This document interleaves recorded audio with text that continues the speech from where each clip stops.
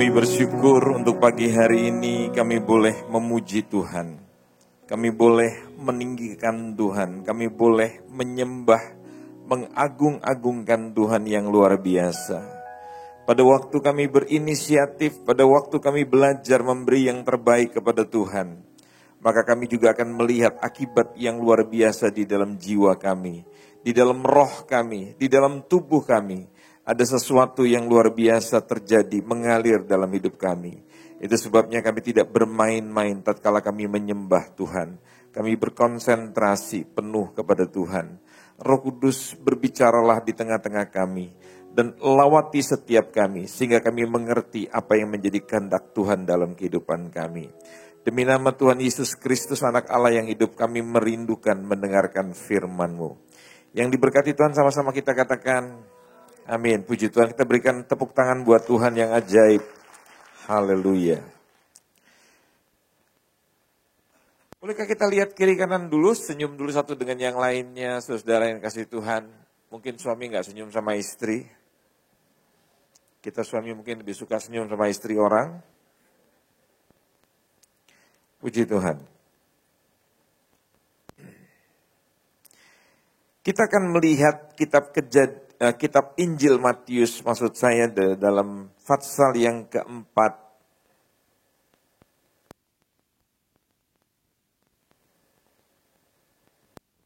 Di dalam ayat yang pertama sampai dengan ayat yang ke-10, tetapi saya akan mengajak saudara untuk melihat ayat 1 sampai 3, nanti kemudian kita akan baca ayat 8 sampai dengan ayat yang ke-10. Matius pasal 4, 1 sampai 3, nanti ayat yang ke-8 sampai dengan ayat yang ke-10. Saya tunggu sampai kita semua boleh mendapatkan dan kita boleh baca sama-sama.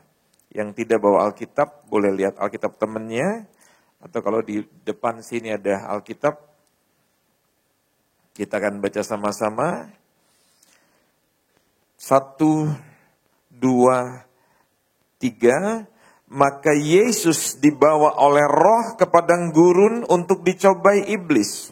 Dan setelah berpuasa 40 hari dan 40 malam, akhirnya laparlah Yesus.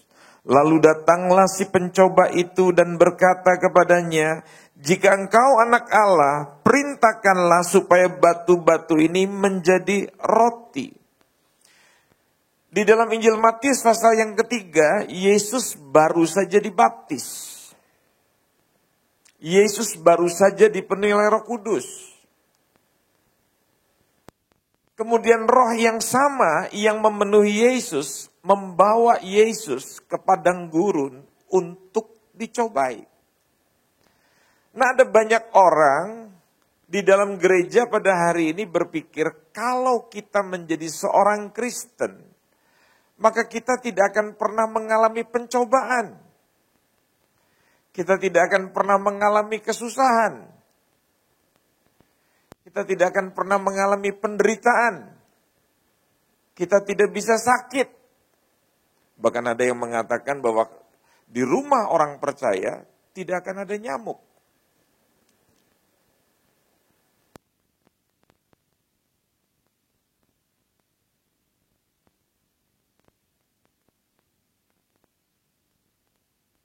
Saking yang mengatakan ini teman baik saya, saudara, saya periksa ke rumahnya. Dan saya tanya mboknya. Saya bilang, di rumah ini memang gak ada nyamuk. Udah berapa lama mbok?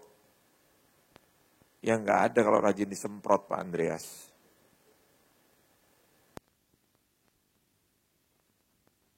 Kalau saudara pergi ke India, suasananya kayak di Tanah Abang, tetapi di situ tidak ada nyamuk. Udaranya panas. Bahkan kalau panas lebih panas daripada Indonesia, tetapi tidak ada nyamuk. Ya. Tapi kalau saudara pergi ke Korea, walaupun dingin, di situ masih ada nyamuk. Karena baru sebulan yang lalu saya melayani retreat gereja baptis Korea di sana. Dan saya tidur di lantai 7, di daerah pegunungan. Itu masih ada nyamuk. Itu tempat retreat. Setiap hari ada yang berdoa, tapi masih ada nyamuk. gereja suka memberikan pengajaran, memberikan firman yang tidak ada dasarnya. Jangan mendengar sesuatu khotbah, saya nggak bilang kebenaran, khotbah yang tidak ada dasar kebenarannya. Itu akan membingungkan saudara. Dan satu khotbah yang tidak ada dasar kebenarannya, itu akan dibatalkan oleh kebenaran Tuhan. Sama seperti pengetahuan. Pengetahuan bisa dibatalkan oleh pengetahuan yang lainnya setelah dihipotesa. Sesuatu menjadi logos pengetahuan, dasarnya adalah filsafat. Apa itu filsafat? Pendapat manusia, dugaan manusia. Kemudian dihipotesa, dibuktikan, baru bisa menjadi logos, bisa menjadi ilmu pengetahuan.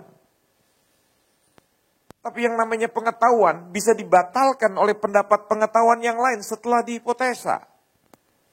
Tetapi yang namanya kebenaran tidak perlu dibuktikan. Karena itu perkataan Tuhan. Setuju. Siapa yang memberi, dia akan menerima. Dan kebenaran itu tidak hanya bicara soal uang. Kalau saudara memberi senyum pada orang, pasti saudara akan menuai, kecuali orang itu gila. Makanya dulu direktur rumah sakit jiwa di Grogol sini mengatakan, untuk mengetes orang mulai punya tanda stres, gampang Pak Andreas, senyum saja. Nah waktu Anda senyum pada orang itu dan orang itu tidak bisa senyum, itu tanda awal. Kan tadi sudah saudara coba tadi kan, berapa banyak di sebelah saudara yang stres. Begitu saudara senyum, dia begini. Itu orang Cina bilang something wrong. Ya. Stres itu tidak perlu masuk rumah sakit jiwa. Ada banyak orang yang hari-hari ini stres karena tekanan.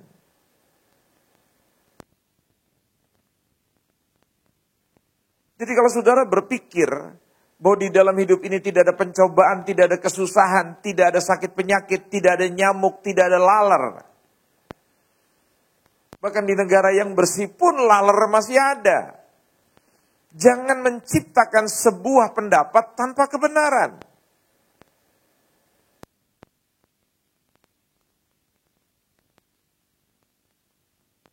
Coba kita belajar tentang satu ayat di dalam Kisah Rasul 17.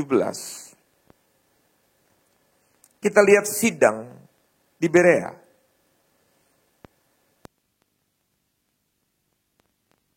Dalam ayat 10 dan ayat 11 kita akan belajar tentang jemaat di Berea. Tetapi pada malam ini juga, Kisah 17 ayat 10-11. Segera saudara-saudara di situ menyuruh Paulus dan Silas berangkat ke Berea. Setibanya di situ, pergilah mereka ke rumah ibadat orang Yahudi. Orang-orang Yahudi di kota itu, maksudnya di Berea, lebih baik hatinya daripada orang-orang Yahudi di Tesalonika. Karena mereka menerima firman itu dengan segala kerelaan hati. Dan setiap hari mereka menyelidiki kitab suci untuk mengetahui apakah semuanya yang dikatakan oleh para pengkhotbah tadi itu benar demikian.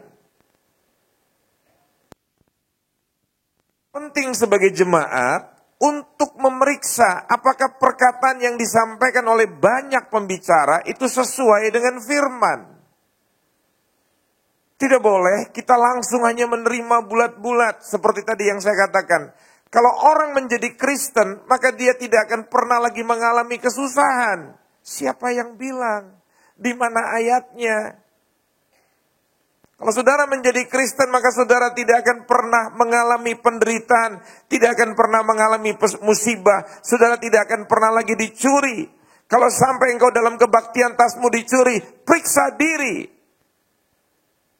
Pasti ada dosa. Loh, Rasul Paulus di dalam 2 Korintus menceritakan, dia seringkali dirampok. Dia menghadapi bahaya karam kapal. Siapa Paulus dibandingkan Pak Daniel yang tadi berdoa buat sekolah minggu? Kalau Paulus saja yang Rasul Allah yang begitu hebatnya bisa dirampok, dia bisa kedinginan, dia bisa kekurangan makanan. Wajar di dalam hidup kita ada kesusahan. Ajaran Matius 10:38, Lukas 9:23, sekarang itu sudah jarang didengungkan di dalam gereja. Saudara tahu, pelajaran-pelajaran dalam gereja sekarang tidak beda dengan teori para motivator. Ajaran gereja sekarang cuman melulu tentang sukses. Tentang bahagia. Tentang berhasil. Tentang kemakmuran. Maaf, saya nggak nyindir. Tapi saya ingin mengajarkan kebenaran. Sampai lupa pengajaran Yesus mengatakan bahwa setiap orang yang mau mengikut aku harus memikul salib dan menyangkal diri. Dan mengikutiku setiap hari. Paulus mengatakan di dalam hidupku yang aku kendaki adalah mengenal Yesus di dalam kematiannya dan di dalam persekutuan dengan penderitaannya. Nah, ini yang hilang di dalam gereja. Gereja cuma bicara bagaimana caranya sukses.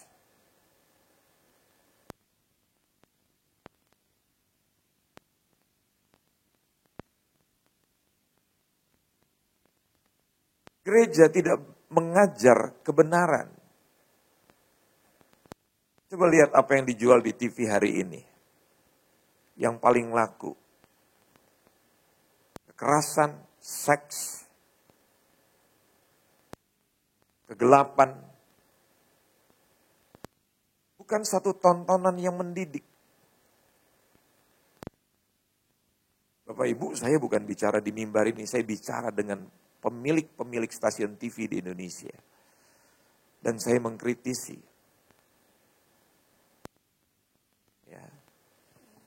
Bagaimana kita bisa melihat generasi kita menjadi baik? Saudara tahu, kita mengukur sukses ini, hidup ini dengan apa yang kita pakai. Di mana kita tinggal, kendaraan yang kita pakai, makanan yang kita pakai. Itu ukuran sukses kita. Kita tidak mengukur sukses itu adalah kita berjalan di dalam jalannya Tuhan. On the right track. Dalam jalan yang benar. Saya mengutus seorang pemuda, pengusaha, untuk memulai pelayanan di satu daerah. Dia membuka usaha. Dan saudara tahu, dalam waktu 1 tahun, hidupnya yang bersama dengan istrinya, bukan saja membuahkan pekerjaan yang baik, tetapi membuahkan banyak jiwa-jiwa yang belum kenal Tuhan, akhirnya kenal Tuhan karena keluarga muda ini. Itu buah.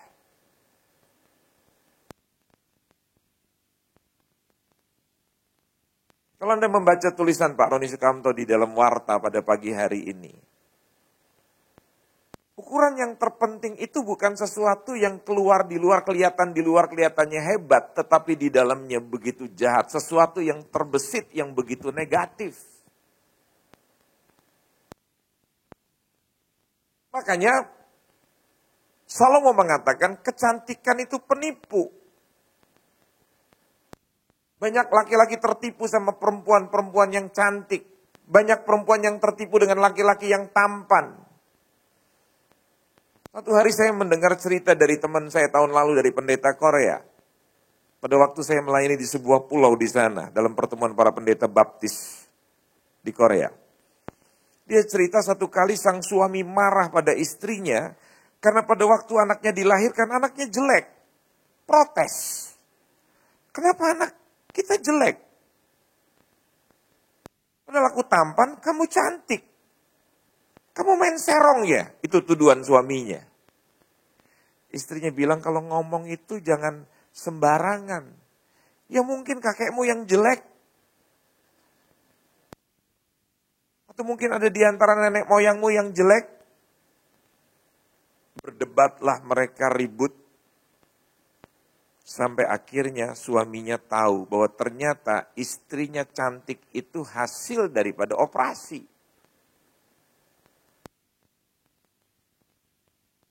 Banggalah menjadi orang jelek tapi original. Sesuatu yang original itu jauh lebih mahal. Coba orang jelek bilang pada sebelahnya, gini-gini asli loh. Gak pakai dioperasi. Ini penghiburan buat orang jelek yang hadir pada pagi hari ini. Sesuatu yang original itu jauh lebih mahal daripada yang dioperasi-operasi. Kalau Anda mau operasi plastik juga lihat mereknya, Lion Star atau apa. Ya.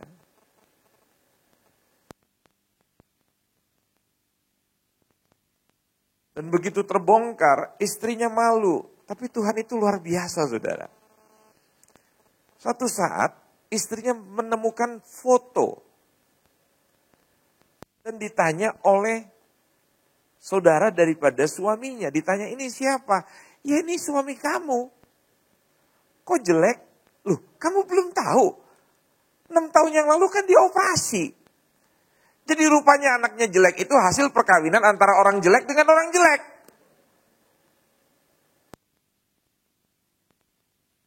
Sebetulnya mereka tidak perlu marah kenapa anaknya jelek. Kan mereka ganteng, mereka cantik gara-gara operasi. Tuhan itu tidak bisa dibohongin. Walaupun tampaknya bagus. Aslinya itu kan dalamnya. Amin. Orang suka bilang perempuan yang cantik itu bibirnya imut-imut. Saudara tahu pantat ayam itu juga imut-imut loh. Yang belum pernah lihat pantat ayam, coba nanti lihat pantat ayam. Bener gak? Itu persis seperti bibir wanita yang imut-imut.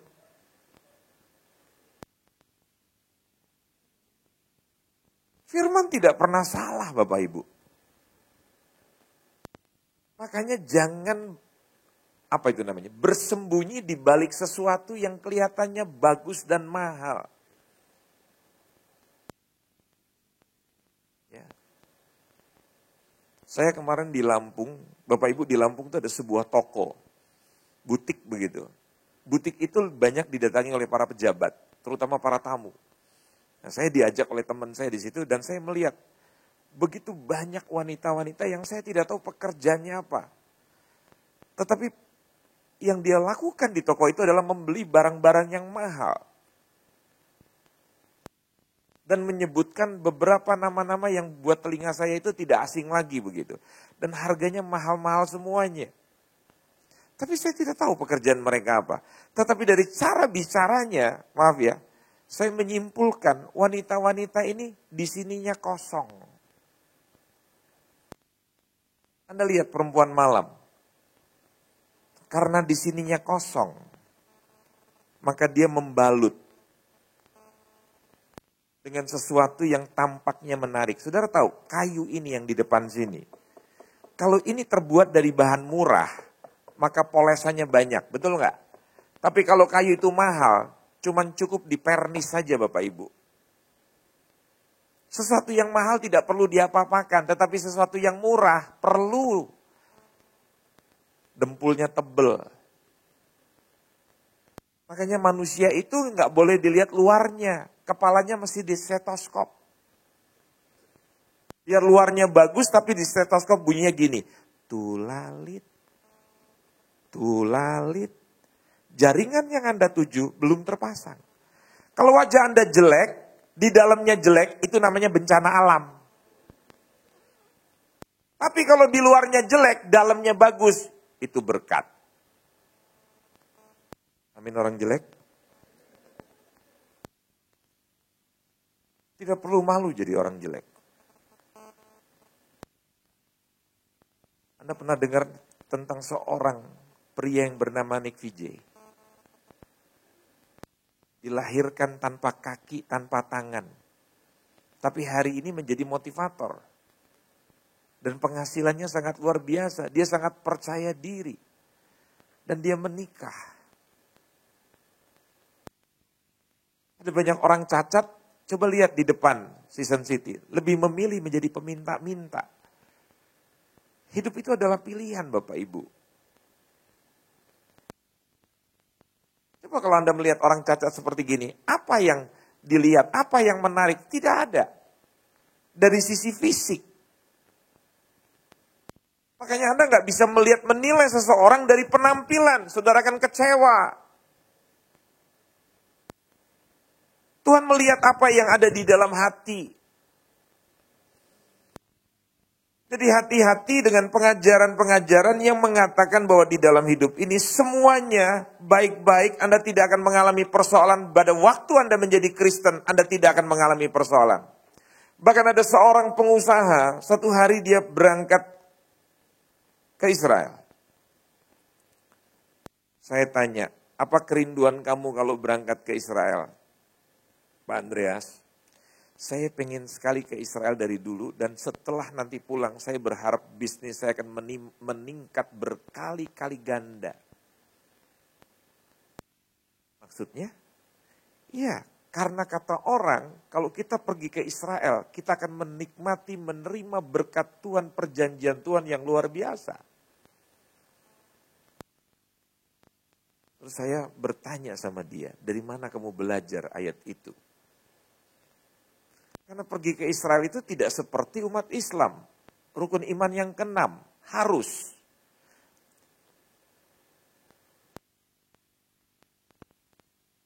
Kalau yang punya uang, dia bisa ke Israel. Kalau yang tidak punya uang, nggak usah liburan ke California, ke Kalimantan, ke kampung aja susah. Makanya dia terus di Kalideres. Bener loh saudara, untuk pulang kampung aja, dari sini mau pulang ke Kalimantan, mau ke Pontianak terus pergi ke kampungnya di Singkawang. Singkawang masih masuk ke dalam lagi. Ya, Pemangkat. Pemangkat masih ke dalam lagi. Ke arah Sambas. Itu butuh iman, butuh perjuangan. Nah ini diajarkan, orang yang akan ke Israel akan menikmati berkat-berkat ilahi yang luar biasa. Saudara lupa dengan Yohanes pasal yang keempat. Ada banyak orang mengatakan bahwa di gunung ini, di gunung sana, di tempat sini, Yesus bilang penyembah yang benar akan menyembah Bapa di dalam roh dan kebenaran. Bukan masalah tempatnya, di mana-mana ada Tuhan. Satu hari saya ke pegunungan di Jawa Timur, Bapak Ibu, ada seorang hamba Tuhan. Istrinya melahirkan tetapi ASI-nya tidak keluar. Hidupnya sangat susah, sangat sederhana. Dia tidak mampu setiap saat beli susu pengganti ASI-nya. Sampai satu saat saudara-saudara, dia membuat dari air tajin, air sisa beras itu. Istrinya membuatkan air tajin untuk memberikan susu pengganti buat bayinya. Dengan derayan air mata, tiba-tiba suaminya melihat istrinya menangis. Dia teringat dengan firman. Tadi pagi waktu dia baca dalam Injil Yohanes, pada waktu Tuhan merubah air menjadi anggur. Lantas dia memeluk istrinya yang sedang membuat air tajin itu. Dia berkata kepada Tuhan, Tuhan, Engkau dulu mampu merubah air jadi anggur. Engkau juga bisa merubah air tajin menjadi air susu. Dan itu kecil bagi engkau. Bapak Ibu tahu. Pada waktu saya bertemu dengan keluarga ini, bayinya sudah berusia 10 bulan Pak Roni. Bapak Ibu tahu, bedanya orang minum ASI dengan minum susu pengganti. Susu sapi itu. Anda bisa cubit, saya bisa pegang daging daripada bayi itu, tubuh bayi itu. Beda. Kekenyalannya, ngerti ya? Lebih padat dibandingkan dia minum susu sapi. Waktu saya pegang, saya kaget sekali. Itu begitu keras. Begitu sehat, bayinya gemuk. Saya tanya, ASImu banyak ya Nduk? Enggak Om, ASI saya enggak keluar dari pertama kali anak saya dilahirkan. Nah terus minum apa? Kalau ada uang minum susu Om, kalau enggak ada minum air tajin. Loh, kok bisa? Tuhan itu ajaib kata suaminya. Dan saudara tahu, anak itu sekarang sudah kuliah. sehat. Dia sekolah SMP, SMA, Pak Roni, kuliah, mendapatkan semua beasiswa karena pinter. Anak hasil air tajin. Bisa nangkep nggak? Coba saya tanya sama Anda, Pak Jokowi itu kuliahnya di mana? Di Amerika atau di Australia? Cuman lulusan di Jogja, UGM. Kemarin dia baru reuni dengan kampungnya semasa dia kecil. Di bantaran kali.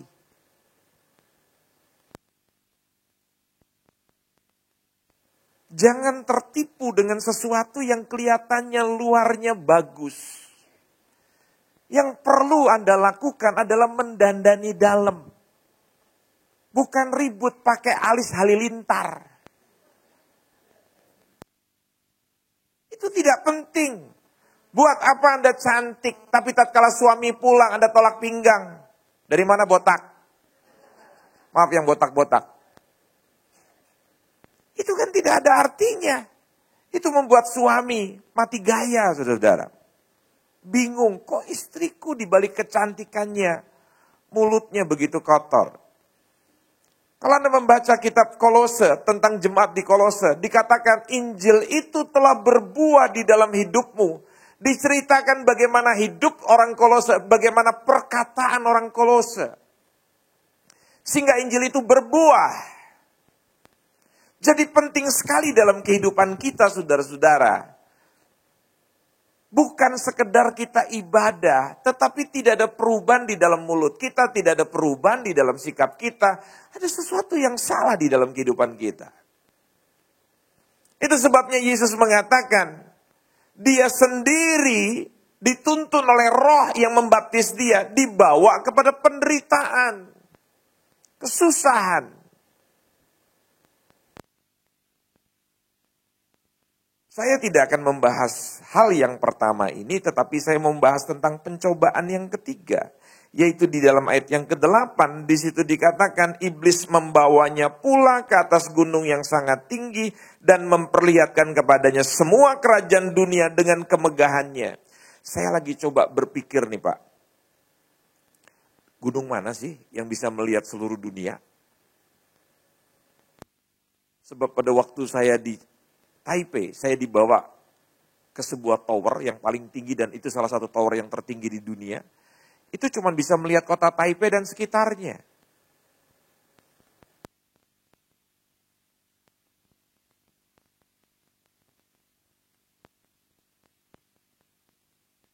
Pada waktu di Bangkok, ya, kita naik di atas kincir, apa itu namanya, kayak di dunia fantasi biang lala itu di tepi sungai, Chao Phraya, itu bisa melihat kota Bangkok dari atas.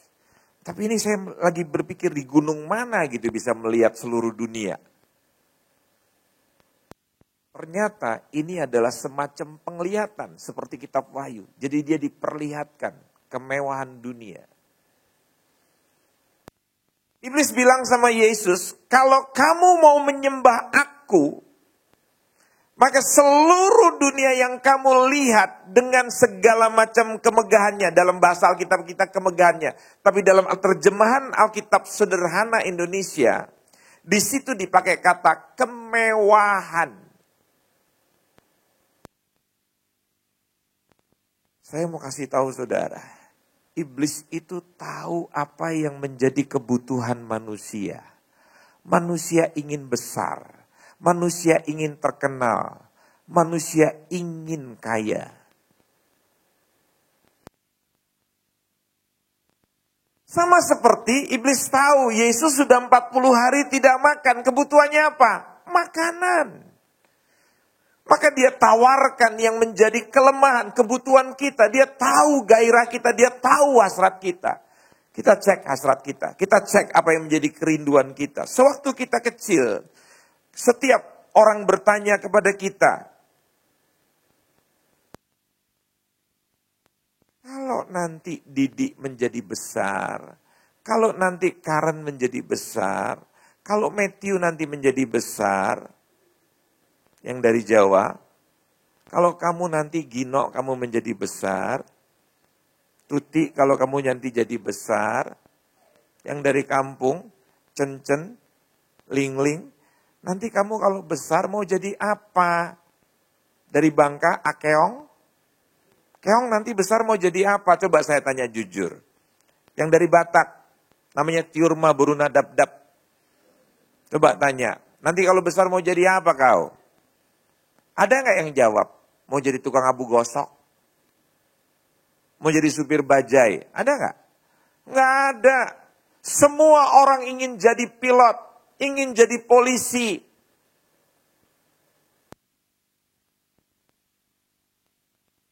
Ingin jadi insinyur. Ingin jadi dokter. Itu hasrat untuk menjadi besar. Itu dari kecil. Dan itu sesuatu yang natural. Tidak salah. Itu diterbitkan oleh Tuhan dalam diri kita. Iblis tahu. Gimana caranya? Iblis ajak untuk manusia ini menerima apa yang diinginkan oleh hatinya, tetapi tidak dengan jalannya Tuhan. Tetapi dengan cara untuk menyembah Dia, merubah prioritas. Kalau Anda baca tulisannya Pak Roni, Tuhan itu yang pertama, Tuhan itu yang terutama. Tetapi di dalam hidup kita, itu bukan lagi menjadi motivasi kita. Terbersit di dalam hati kita, ada keinginan yang palsu, ada keinginan yang lain. Kita ikut Tuhan bukan untuk memuliakan Tuhan. Kita ikut Tuhan bukan untuk meninggikan Tuhan, tetapi kita punya niatan yang lain di dalam diri kita. Saya mau beritahu, tidak salah untuk menjadi besar, tidak salah untuk Anda menjadi terkenal, tidak salah Anda untuk menjadi orang yang punya banyak uang, tidak salah. Tapi menjadi salah, kalau Anda melakukan hal itu tidak lagi mengutamakan Tuhan. Waktu saya mempelajari ayat ini, saya teringat perkataan Tuhan sama Abram. Di dalam kitab Kejadian, kalau Anda memeriksa di situ. Itu terjadinya setelah Abraham berpisah dengan Lot. Dalam Kejadian 13 ayat 14. Tuhan bilang begini sama Abraham. Abraham, lihatlah katanya.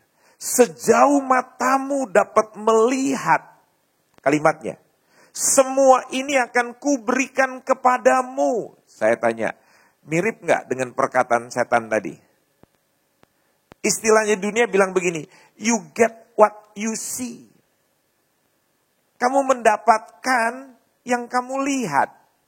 Sejauh matamu dapat melihat, makanya manusia itu sejauh cakrawalanya. Ayah saya adalah orang dari Jawa Timur. Satu daerah dengan Bung Karno. Satu daerah dengan Pak Budiono, wakil presiden yang lalu. Satu daerah dengan profesor guru besar yang terkenal di UGM, Profesor Sukaji. Dari Blitar banyak lahir orang-orang besar. Ada Bung Karno di situ. Nah, saya tanya pada bapak saya, apa yang membuat Anda dari kota kecil bisa di tengah pusat kekuasaan menjadi seorang jenderal? Ayah saya cuma mengatakan begini, mimpilah yang membuat kita berbeda. Saya bertanya, mimpi apa maksudnya? Iya, bapakmu ini bermimpi. Itu yang dunia bilang, you get, kamu akan mendapatkan what you see, apa yang kamu lihat. Sejauh matamu dapat melihat, semua itu akan kuberikan. Nah, iblis tahu rahasia ini.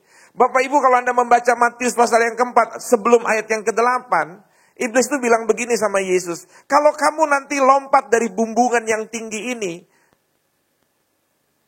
maka Bapamu akan memerintahkan malaikat untuk menatang engkau. Saudara tahu, iblis itu dia tahu firman, itu Mazmur 90, 11, 12. Jadi saya tanya, iblis tahu firman enggak?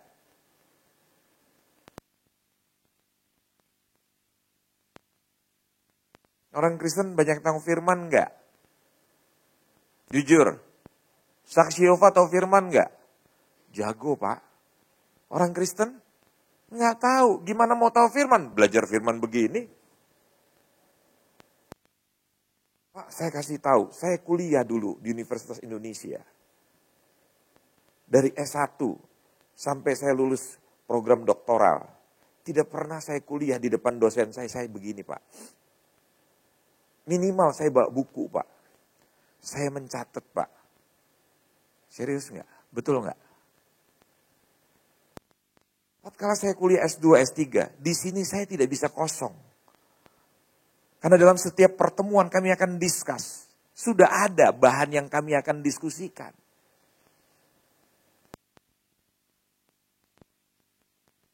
Mahasiswa Indonesia, student dari Indonesia, itu hebat-hebat di dalam menghafal. Tetapi tidak pintar di dalam penyelesaian masalah. Cara belajar kita berbeda dengan anak-anak yang ada di Amerika sana, anak-anak yang ada di Eropa, anak-anak yang ada di Kanada. Saya cerita, satu hari Pak Roni, saya mendarat di Vancouver. Saya dijemput oleh orang yang dipercaya oleh Sinarmas, memegang pabrik kertas di sana Pak. Saya tanya sama dia, dulu kamu kuliah di mana? Saya cuma lulusan dari Untar Om. Saya tanya, Untar Jakarta? Iya. Terus kamu di sini tinggal sama siapa? Saya tinggal sendiri Om. Tapi koko saya ada di Amerika. Ini di Kanada. Terus kok kamu kuliah di Untar juga? Enggak Om, di Amerika.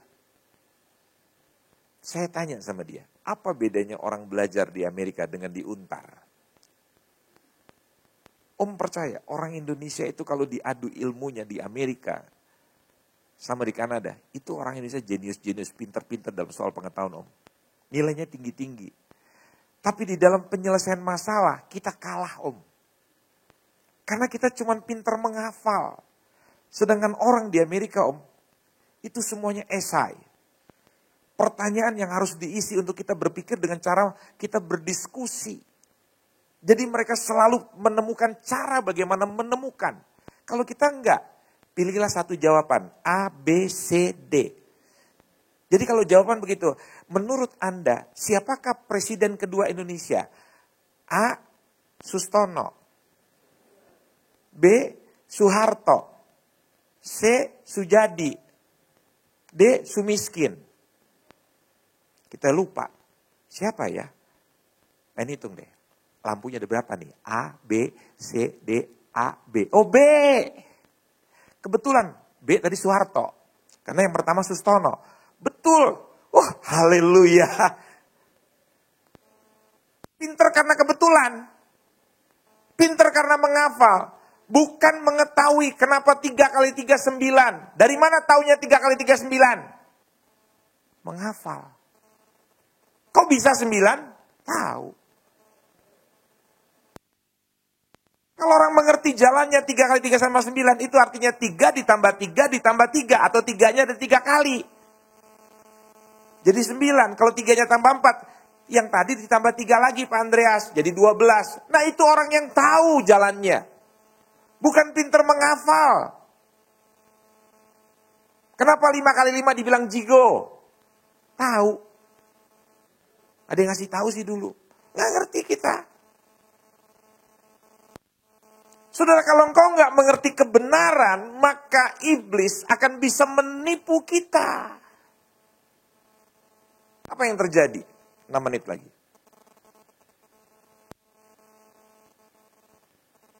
Apa yang terjadi?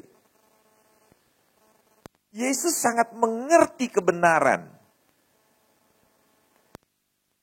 Kalau kamu mau memiliki seisi dunia ini, sembahlah aku, ikutlah aku, tidak perlu lagi sembah Tuhan. Maka Yesus berdiri dengan penuh wibawa, penuh dengan otoritas. Dia berkata, "Hai, iblis, keluar, enyah." Ingat, orang yang punya otoritas, dia berwibawa, dia bisa mengusir setan. Seraya dia mengusir setan, Yesus mengucapkan firman. Berkata dalam Injil Matius pasal yang keempat. Bapak Ibu perhatikan di dalam ayat yang ke-9. Apa dikatakan oleh ayat itu di situ? Dan berkata, maksud saya yang ke-10.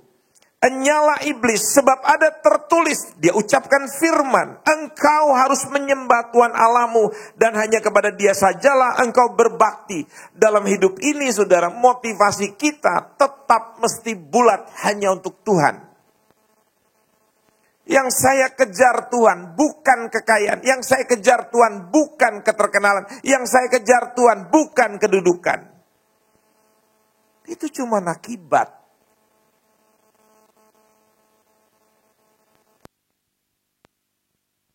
Teman saya seorang pejabat tinggi negara mengatakan begini, Pak Andreas, karena tugas, dalam sebulan saya minimal 2 kali terbang ke berbagai negara. Dan terus terang semakin panjang itu perjalanan membuat saya semakin takut, karena saya takut terbang. Jadi setiap saya mau terbang, tangan saya langsung dingin. Jadi saya harus membaca firman untuk menghilangkan ketakutan. Orang yang seperti begini itu khawatirnya besar. Tidak menaruh percaya sama Tuhan. Saudara tahu, orang kalau takut terbang nggak bisa kemana-mana. Karena kita nggak bisa ke California naik sepeda, nggak bisa.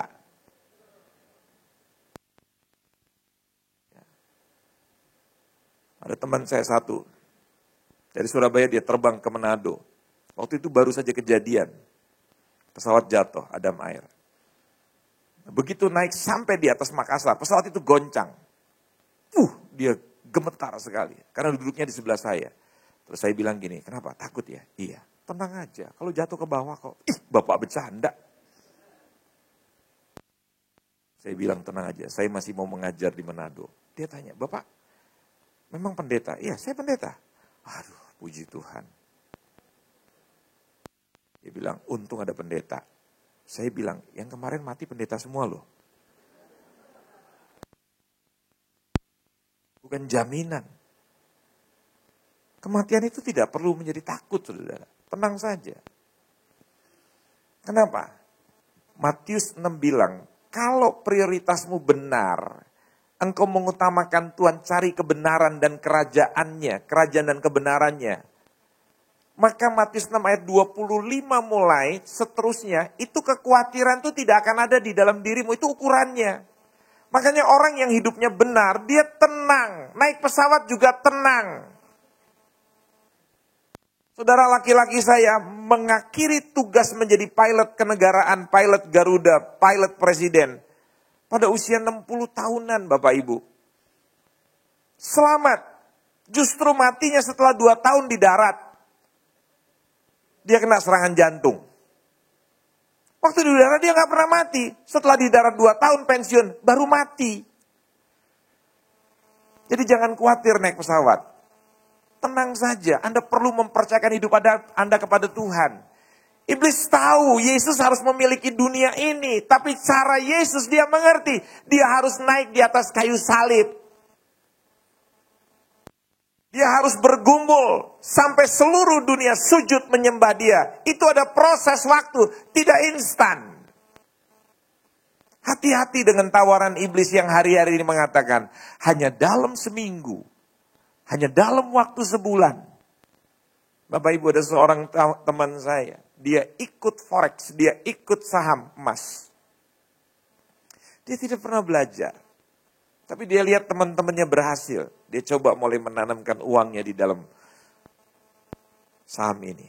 Bapak Ibu tahu, dalam waktu tidak sampai 1 tahun, dia menderita kerugian. Bukan 10-20 juta, 600 juta 10 tahun yang lalu. Itu membuat dia stres. Dia hanya seorang dokter biasa.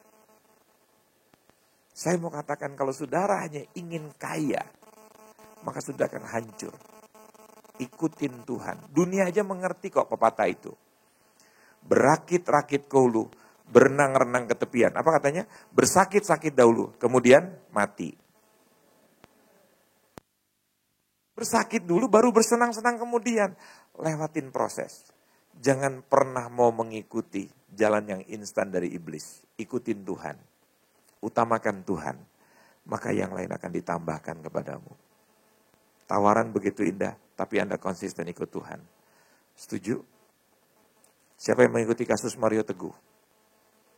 mantan istri pertamanya mengatakan begini, perkataan-perkataan mantan suamiku itu memang enak untuk didengar, tetapi tidak bisa menjadi panutan. Karena hanya perkataan-perkataan yang sedap. Jangan sampai kita memberitakan firman, hanya sesuatu yang indah, enak di telinga, tetapi tidak mengandung kebenaran karena kita tidak bisa menghidupi. Dengarkan kalimat saya. Saya tidak sedang melakukan khotbah saya, tapi saya sedang mengkhotbahkan apa yang saya lakukan. Beda nggak?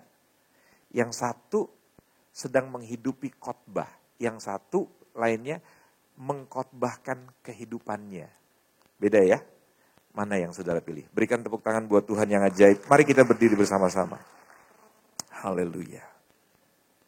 Terima kasih Tuhan Yesus. Terima kasih. Kita berdiri bersama-sama.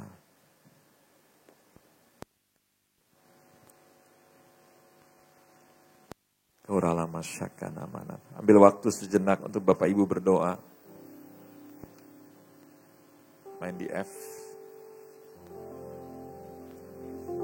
Karya terbesar dalam hidupku, pengorbananmu yang selamatkanku. Engkaulah harta yang tak ternilai, yang ku miliki dan ku hargai. Yesus, Engkau ku kagumi.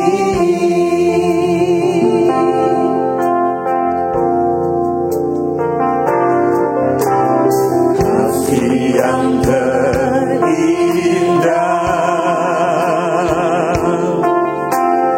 hati yang mulia, hanya ku temukan di dalam-Mu, Yesusku. Pujian dari hatiku selalu di setiap waktuku, tiada pernah berubah kasih-Mu. Karya terbesar dalam hidupku, pengorbananmu yang selamatkanku. Engkaulah harta yang tak ternilai, yang ku miliki dan ku hargai.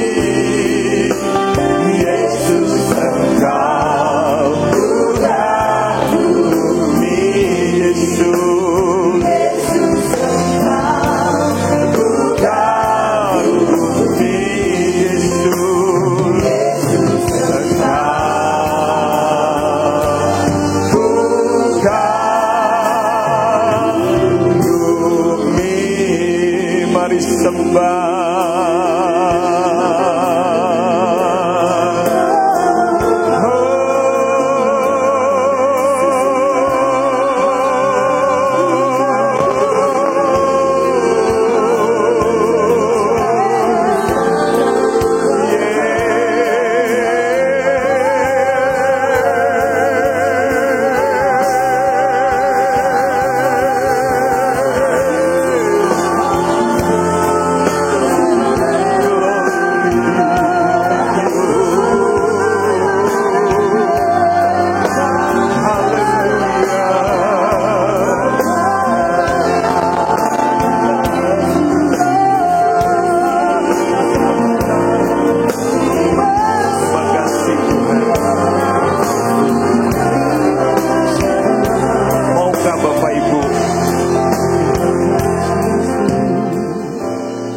kita menghidupi kebenaran, konsisten dalam kebenaran.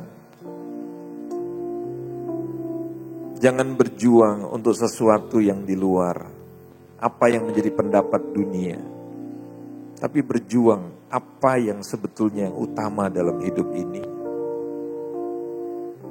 Hidup kita bukan dari luar ke dalam, tapi in out, dari dalam keluar. Pada waktu dalam kita diubah, maka itu akan berbuah keluar sesuatu yang luar biasa. Jangan takut dengan pencobaan, jangan takut dengan penderitaan. Kalau Yesus saja dicobai, apalagi kita. Bedanya Yesus dicobai dan dia tidak jatuh. Karena dia konsisten memegang firman. Karena dia konsisten terikat dengan Bapaknya. Jangan goyah saudara. Jangan dengarkan pendapat simpang siur di dunia ini. Peganglah firman. Hidupilah kebenaran. Percayalah dengan apa yang Tuhan katakan. Paulus tidak pusing dengan pendapat orang lain. Paulus tidak pusing dengan kata orang banyak. Bahkan Paulus tidak pusing apa yang ada di dalam dirinya. Tapi dia sangat memperhatikan perkataan Tuhan. Mari belajar menjadi jemaat yang menyelidiki firman. Menjadi jemaat yang suka akan firman. Anda perlu menjadi orang-orang yang jujur. Kita tidak boleh menjadi orang yang luarnya baik, tetapi di dalamnya tidak baik. Mari kejar Tuhan, dekati Tuhan, hampiri Tuhan, utamakan Dia. Engkau yang memberkati setiap anak-anak-Mu pada pagi hari ini Tuhan Yesus. Menolong setiap kami, sehingga kami berubah. Sehingga kami tidak punya niatan-niatan yang negatif. Hati kami dibersihkan oleh firman-Mu. Dan kami taat akan Engkau. Sehingga istri kami, suami kami, orang tua kami, anak-anak kami, menantu-menantu kami, cucu-cucu kami menikmati kehidupan kami. Kami berbuah dan buah kami menghasilkan. Buah kami harum, buah kami dinikmati. Bukan buah yang negatif. Dalam nama Tuhan Yesus. Yang diberkati Tuhan sama-sama kita katakan.